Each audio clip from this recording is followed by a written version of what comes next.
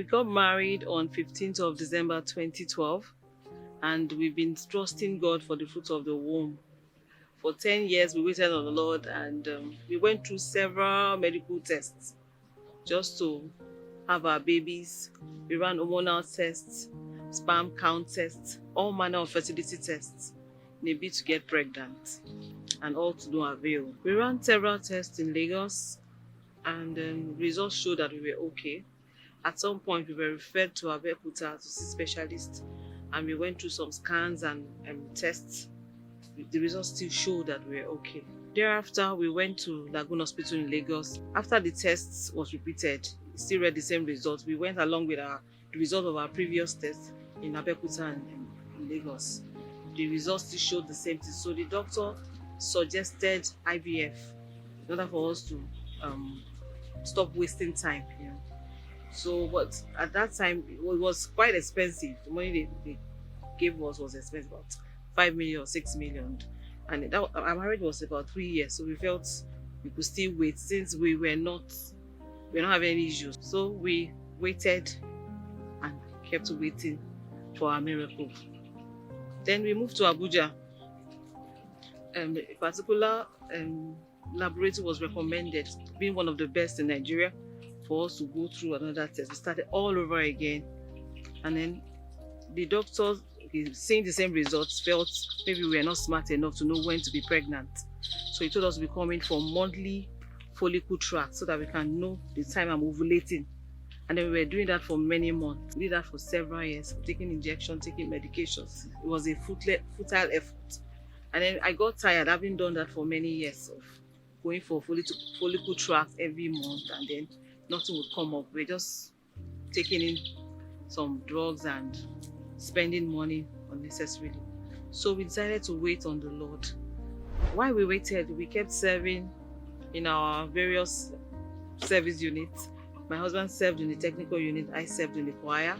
We were engaged in kingdom advancement prayers and operations.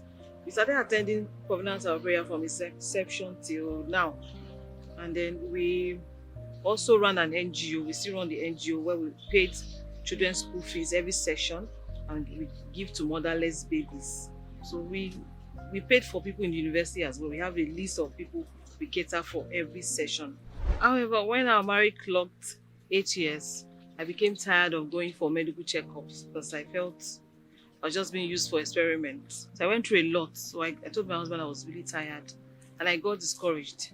But he gave me a word from 2 Corinthians 13 verse 10 to encourage me to keep serving, and then I kept serving the Lord. In 2021, I came for Shiloh. I came very desperate for a miracle.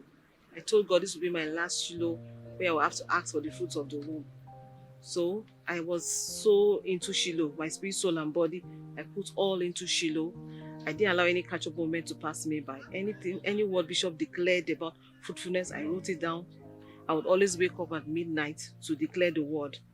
And on Thursday night, Bishop told us to dance with our baby items. He announced it on Wednesday night. So I got home, I packed all my baby items, put them. I told God this baby item will return as babies in my hands. So on Thursday night, we were asked to dance to the altar. I cannot forget the song that the choir sang, The Dawning of a New Day. I told God this song will change my story. It will be a new dawn for me in my marriage.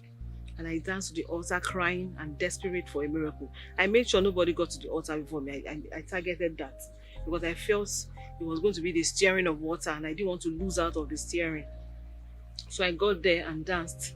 And after the dance, Bishop declared, he said something I can never forget, and I held on to. He said, we'll all return with our babies in our hands in 9 months' time.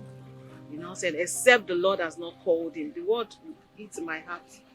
And I held on to it. I told God to confirm the word of his servant and perform the counsel of his messenger. I danced back to my seat with faith in my heart that I've gotten my baby. Throughout Shiloh, I kept declaring every word that Papa has said about fruitfulness.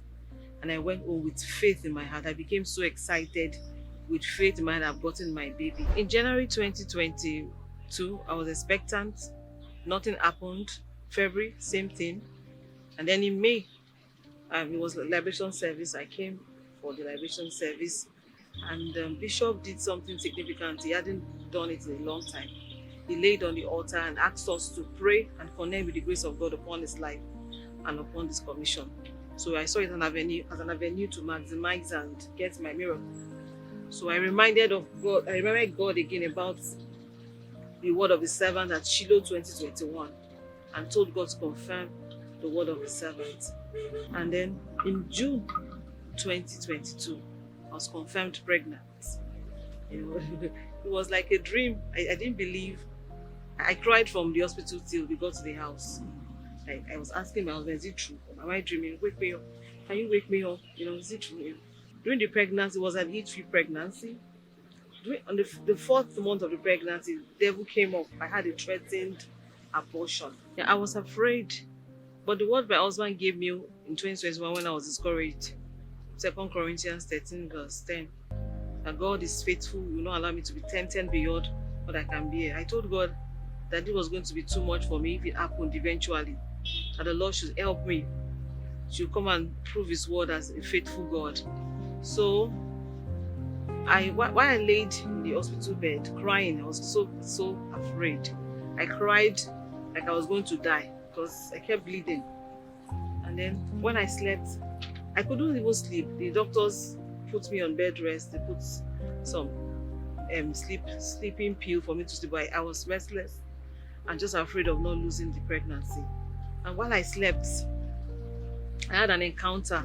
I saw a man came in and sat by my chair and was just staring at me.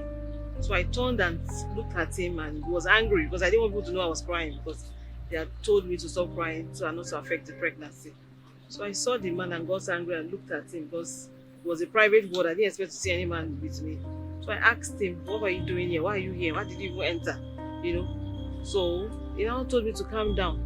I should relax. I was just here to watch over me and then to turn me over when I'm sleeping on my tummy. That as a pregnant woman, I'm supposed to sleep on my tummy.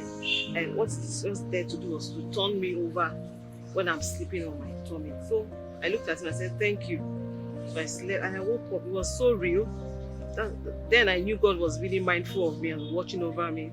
So I was able to sleep from that night till 10 a.m. when the doctor sent for us to run scan. And when we ran scan, I saw the heartbeat of my baby and continued with the journey. And 9 months came. I carried my baby in my hands on 5th of February 2023. The Lord confirmed the word of his servants and performed the counsel of his messenger as he has spoken. I've come to return all the glory to the God of Shiloh. I've come to make my boast in the God of Bishop David Oyedepo, that is a prayer answering God and a baby giver.